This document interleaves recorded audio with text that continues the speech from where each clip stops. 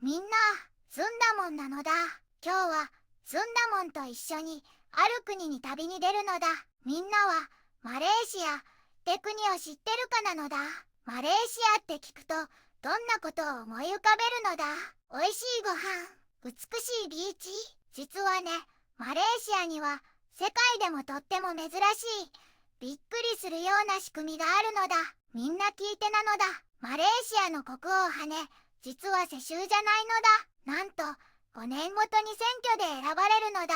国内にいる9人のスルタンっていう王様たちが交代で国王を務める、世界でもとっても珍しい仕組みらしいのだよ。びっくりなのだ。今日はそんなマレーシアからとっておきのニュースをなんと3つも届けちゃうのだ。最後までずんだもんと一緒に楽しんでほしいのだ。早速今日の一押しニュースなのだ。一つ目のニュースはこれなのだ。不公正貿易慣行からの国内産業保護法案、国会に提出という記事なのだ。ずんだもんがマレーシアから伝えるとっても大切なニュースなのだよ。なんとね、マレーシア国内の産業を外国からの不公正な貿易から守るための新しい法案が国会に提出されたのだ。この法案の名前はカウンターベイリング&アンチダンピングデューティーズアメンドメントビル2025って言うんだけど、ちょっと難しい名前なのだね。これはね、外国が商品を不当に安い値段で売るダンピングとか、外国政府が与える不公平な補助金に対抗してマレーシアの製品がもっと競争力をつけられるようにするのが目的なのだ。投資貿易産業大臣さんがこの大切な法案を出したのだって。今あるカウンターベイリング&アンチダンピングデューティーズアクト1993っていう法律を21箇所も直すものなのだよ。世界貿易機関、つまり WTO の決まりに合わせて貿易の取り締まりをもっとしっかりさせるのが狙いらしいのだ。具体的には調査の期間を調整したり、輸出する会社さんが協力してくれたら調査を一旦お休みできるようになったりするのだ。それからダンピングとかそういう措置の期間は最大5年になるのだって。ダンピングっていうのはね、自分の国より安い値段でよその国に物を売っちゃうことなのだ。この法律最後に変わったのが1999年だったから、今回はとっても久しぶりの見直しになるのだ。これでもっとマレーシア国内の会社さんが元気になるといいのだ。東南アジアの中心に位置するマレーシアはマレー半島とボルネオ島の一部からなる熱帯の国なのだ。首都はクアラルンプール。イギリス植民地を経て1957年に独立した立憲君主制の連邦国家だよ。約3300万人が暮らすこの国はマレー系、中華系、インド系など多様な民族が共存する社会。イスラム教が国教だけど様々な宗教が尊重され、食文化も豊かなのだ。主要産業は天然ゴムやパーム油、石油、エレクトロニクス製品。近年はデジタル経済の発展にも力を入れ、観光業も盛んだよ。多様性と活気に満ちたマレーシアは今世界からも注目されている国の一つなのだ。一つ目のニュースなのだ。不公正貿易慣行からの国内産業保護法案、国会に提出という記事なのだ。ずんだもんがマレーシアからニュースを伝えるのだ。なんと国内の産業を守るための新しい法案が国会に提出されたのだ。この法案の名前はカウンターベイリング&アンチダンピングデューティーズアメンドメントビル2025なのだ。外国からの不公正な貿易から自国の製品を守ってもっと競争力をつけるのが目的なのだ。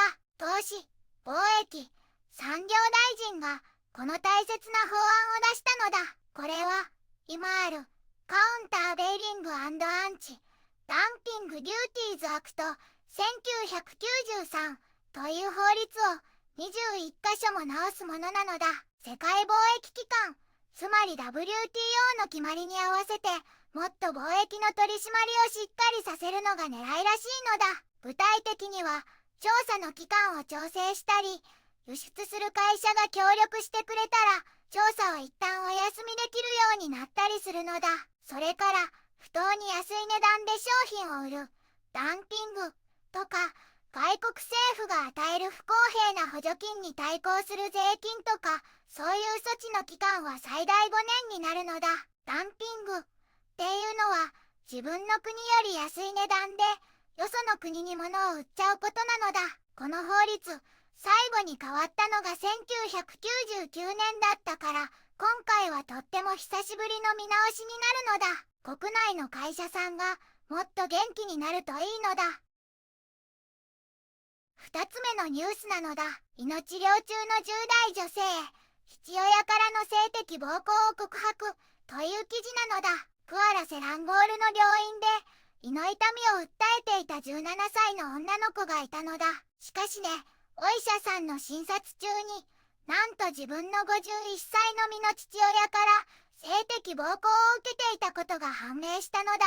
警察によると、この女の子は7月28日に胃痛で病院に行ったのだけど、お医者さんとの話の中で父親からの被害を打ち明けたのだ。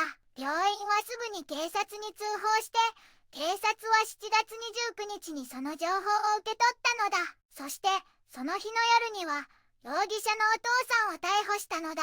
お父さんはマッサージ師で、今は7日間勾留されているのだ。この事件は刑法第 376B 条近親者による性的暴行というとっても重い罪で捜査が進められているのだ。本当に悲しい、心が痛む事件なのだ。3つ目のニュースなのだ。テナンの一部地域で API が中レベルにという記事なのだ。テナン島の一部地域で軽度の霞が見られるのだ。大気汚染指数 API が中程度のレベルになっていて、ちょっぴり空がぼんやり見えるのだ。これはインドネシアから吹いてくる南西モンスーンで越境ヘイズが流れてきたのが原因なのだ。スマトラやカリマンタンで野焼き活動によるホットスポットがたくさん見つかっているらしいのだ。テナン島ではバリク、プラウが API60、ジョージタウンが66、本土も69、72で、どれも中程度なんだって。単純、文雅は31で良好だったのだ。マレーシアの気象局さんもこのヘイズはしばらく続くって言っているのだ。雨が降ったり風が強くなったりしないとなかなか良くならないみたいだもん。だからみんなも野焼きは控えてほしいのだ。環境汚染が悪化しちゃうから気をつけてほしいのだ。ヘイズはあるけど、テナンの天気はこれから数日雷雨になる日もあるらしいのだ。気温は25度から30度くらいになりそうなのだ。みんな気をつけて過ごしてほしいのだ。マレーシアは多様性と活気に満ちた国なのだ。今日は経済を守る法案や心が痛む事件、そして環境問題と様々なニュースを伝えたのだ。明るい話題だけでなく、向き合うべき課題もあるのがマレーシアのリアルなのだ。これからもこの国の未来に注目してほしいのだ。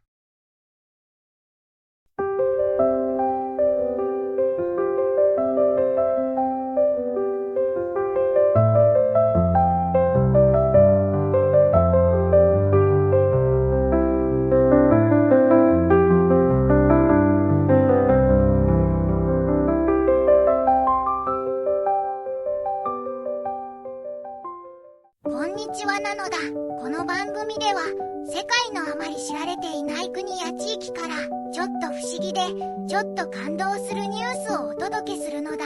日本ではあまり話題にならないけど、世界には僕たちが知らないままの出来事や優しさや驚きに満ちた物語がたくさんあるのだよ。テレビでもネットでもあまり見かけないけれど、本当はもっと伝えられるべき小さな世界の声、そんな声を僕と一緒に見つけに行くのだ。さあ、一緒に知られざる世界の旅を始めるのだ。